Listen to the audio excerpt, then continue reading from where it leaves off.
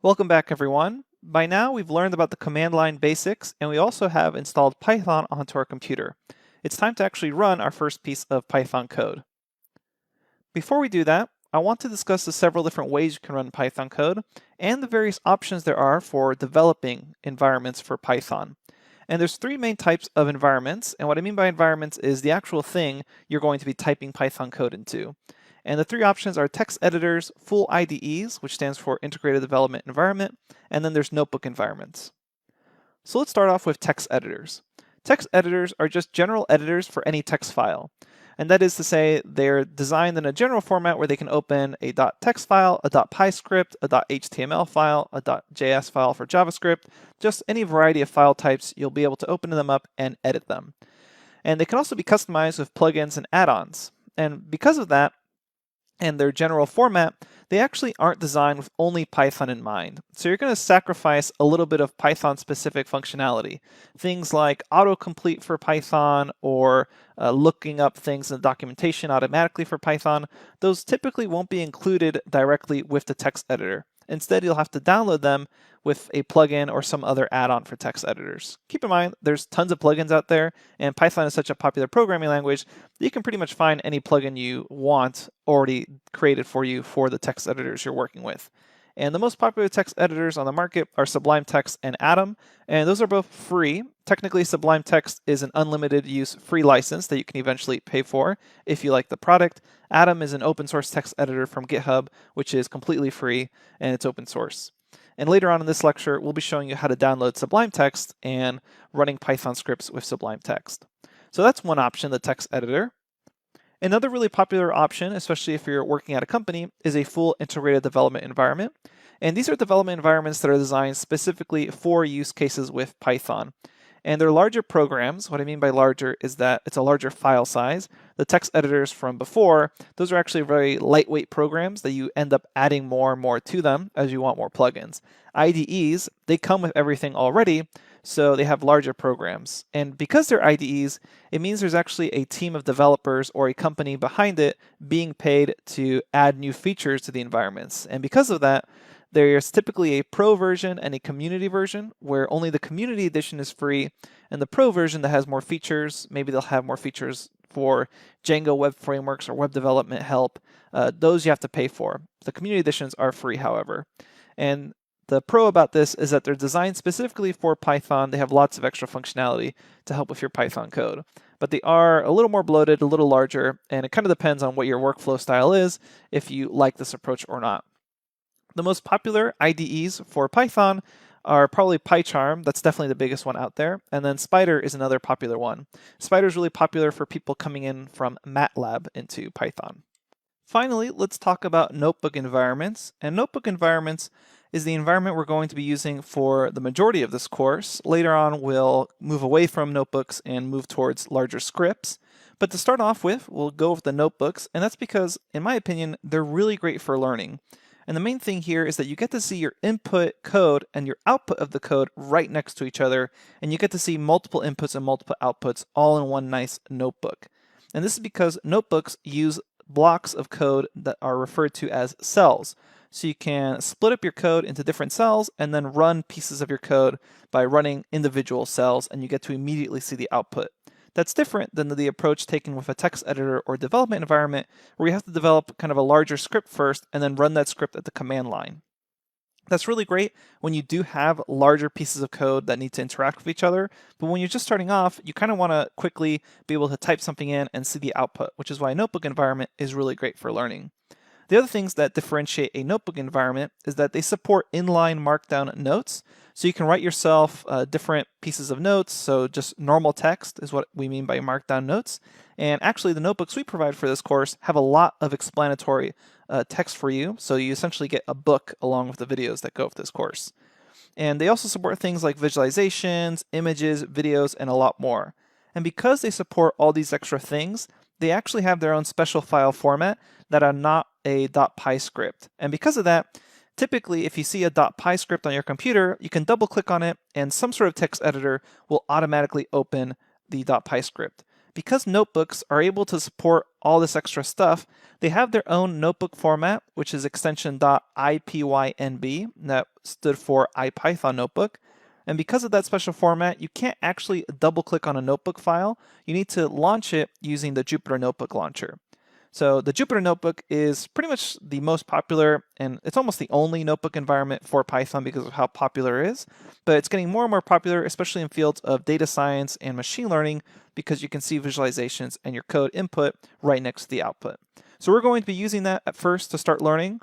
But the most important note here is that development environments are actually a very personal choice, and it's really highly dependent on your personal preference. So if Python's not your first language and you're already used to using Sublime Text Editor, or maybe you've already used PyCharm at work and you have the pro version there, and you want to prefer to use those development environments, please feel free to do so. All the code we show is going to work in any development environment that you choose. So really, after you see this lecture, choose whichever development environment you prefer. We provide the notes as .ipynb files, but you can easily convert them or download them as HTML files or .py scripts, and all the code we show in the videos runs the same regardless of what environment you're using. Okay, so let's now explore how to run Python code. We're first going to start with an editor, so we'll download the Sublime Text Editor, and we'll show you how you can create a simple .py script and run the file at your command line. Then we're going to show how to run the same code with a Jupyter Notebook. So to do all this, we first need to download Sublime Text Editor. So go to www.sublimetext.com and we'll see you there. All right, here we are at sublimetext.com, and typically it will auto-detect what operating system you're on, and it will have a little button for you saying download for OS, Linux, or Windows. It's a very simple text editor, and it's probably the most popular text editor in the world. And it has a really interesting pricing scheme. It's technically not free, but they give you an unlimited free trial where they will just have a little pop-up every once in a while asking you if you're ready to upgrade to buy it. So again, it's technically not free, but it has an unlimited free trial for the rest of your life. It will just have a little pop-up asking you to purchase the full license.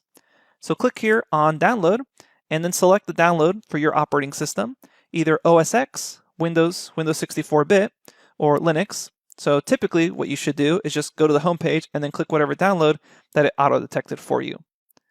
Once you've downloaded it, we'll go ahead and open the Sublime Text Editor.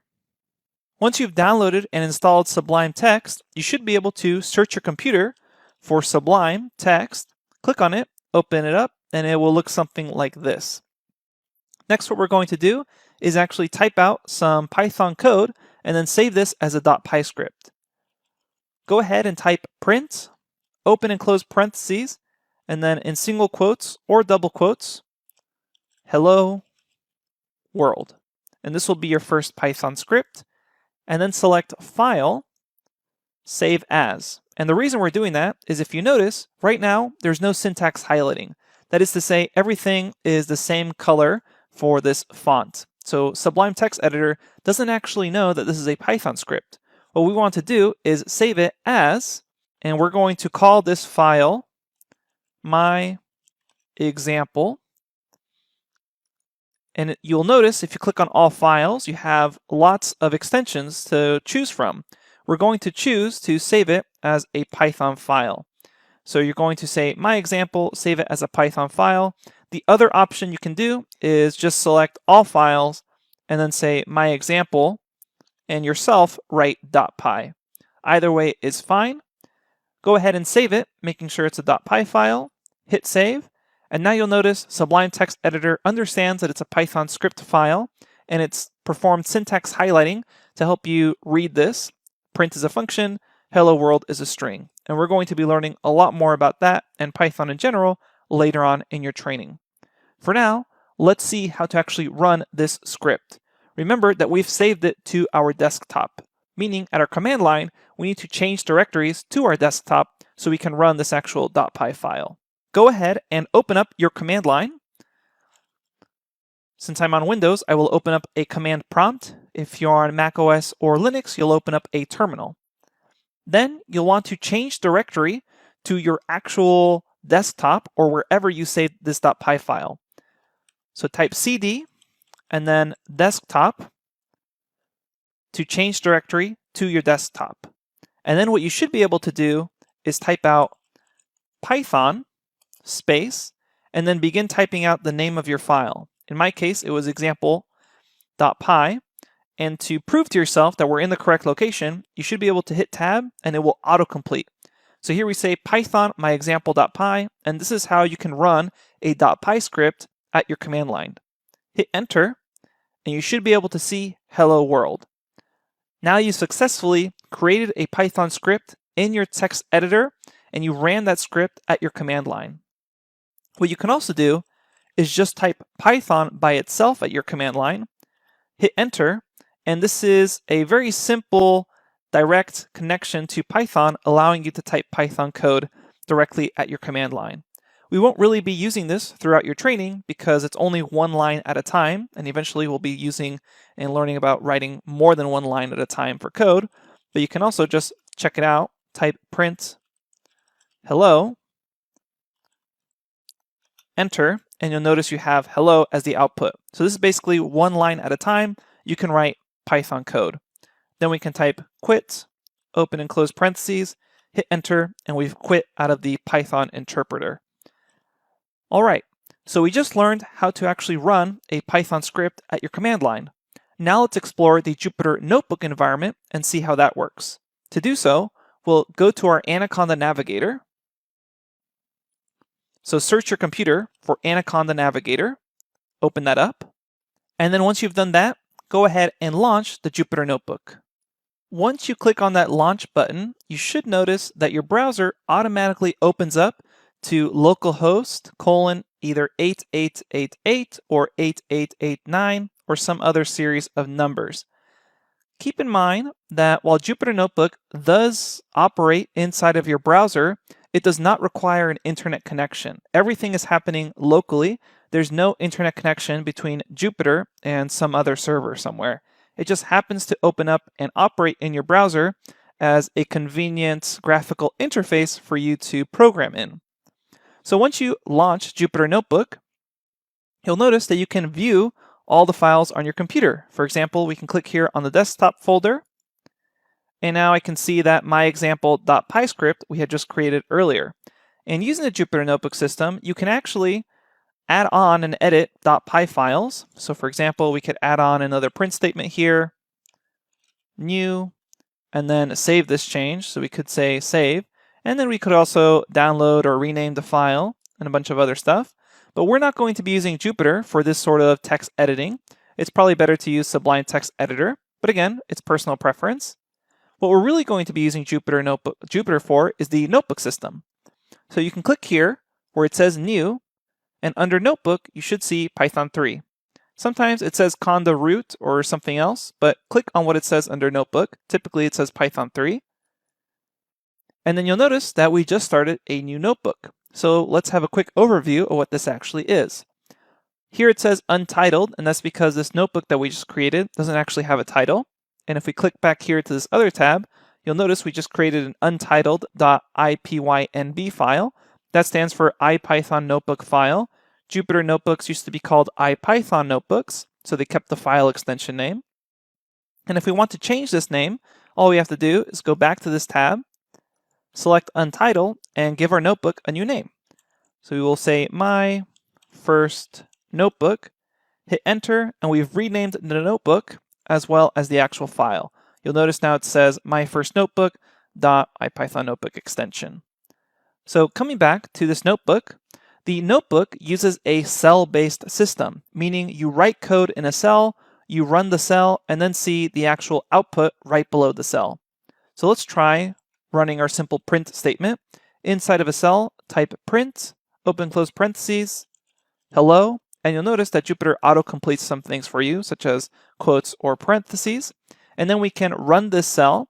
So you can click here on the run button, and it will run this cell, and you will see the output directly below. This is a great system for people who are just starting to learn about Python because they can quickly iterate and fix mistakes because they have their code and they can see the output directly. They don't have to be constantly going to the command line and running their scripts. Again, it's definitely a personal preference, but this is a nice feature of the notebook for people that are learning Python. And you'll notice that we automatically create another cell below, which you can type more Python code in. For example, print new, And if you don't want to have to click that run button every time, all you have to do is do Shift Enter, and that will run a cell. Again, that's Shift Enter to run a cell. If you just hit Enter by itself, you'll just create more new lines. So it's Shift Enter to run a cell. There's lots of other useful hotkeys where you can click on Help and then hit Keyboard Shortcuts, and it will list all the keyboard shortcuts. The most useful ones we'll be teaching you later on, but you can always explore that yourself. Now, we also discussed that the notebook system can actually hold markdown text. That is just normal text that is not code that you can just use for yourself to type out notes as you're learning throughout this bootcamp. So if you click on a cell, you'll notice here it says code, and that's because this is currently a Python code cell. If you want to make it into just a normal markdown cell, select from this dropdown Markdown, and now this is no longer a code cell, it's just a cell that will just have normal text in it. And you'll notice that it no longer has this in right in front of the cell, so that also indicates that it's just for normal text. So here you can write yourself just notes that will help you understand, and if you do Shift Enter, it will then display them as just a normal text. So again, this is no longer code, it's just text for yourself. And a lot of the notebooks we provide throughout your training will have markdown text as explanation. And if you ever want to write another code cell, you can just hit on a cell and then make sure that it's selected code. And you should be able to print whatever you want here. Shift Enter to run it, and that's the very basics. We'll be talking a lot more about notebooks later on throughout your training, but that's really the basics.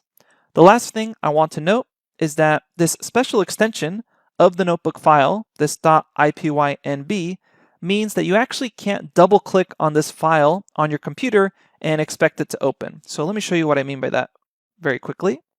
You'll notice that if I come to my desktop, I can see here my example.py, and if I double click on this, it will actually open up in whatever default program I have for it, typically Sublime Text Editor or whatever other editors you have on your computer.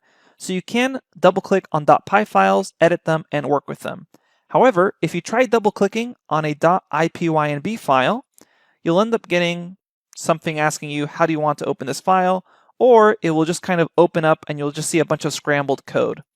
That means that you can only open these special notebook files through the Jupyter Notebook system. So you'll have to open up Anaconda Navigator, launch a Jupyter Notebook, and then actually find it throughout your computer and click on it. All right, that's the very basics of running Python code. It's time to actually learn Python.